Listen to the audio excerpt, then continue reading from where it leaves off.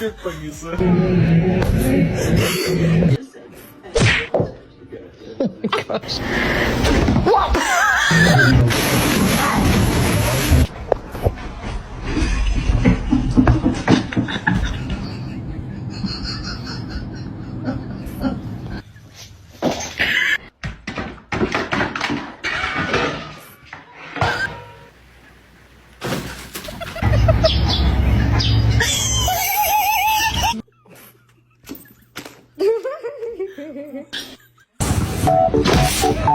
Seeing him laugh about it, that wasn't cool, and I just thought it was important.